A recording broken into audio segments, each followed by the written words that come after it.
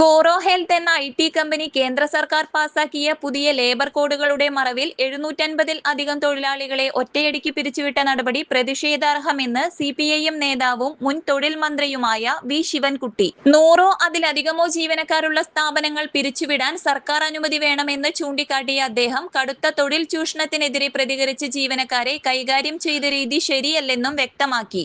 ഈ നടപടി കേരളം അംഗീകരിക്കില്ലെന്നും CITU അതിശക്തമായ പ്രക്ഷോഭങ്ങളുമായി മുന്നോട്ടു പോകുമെന്നും വി ശിവൻകുട്ടി പറഞ്ഞു.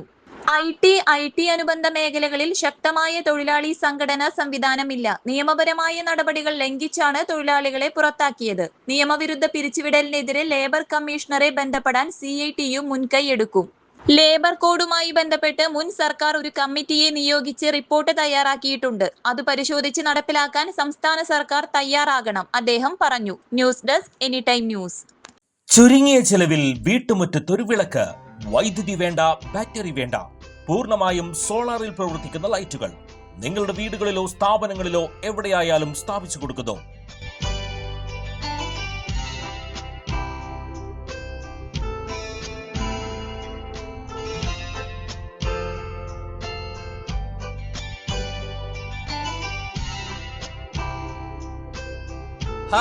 Solar Lights. കൂടുതൽ വിവരങ്ങൾക്ക് വിളിക്കേണ്ട നമ്പർ 9447132148. കൂടുതൽ വാർത്തകൾക്ക് ഞങ്ങളുടെ ചാനൽ സബ്സ്ക്രൈബ് ചെയ്യുക.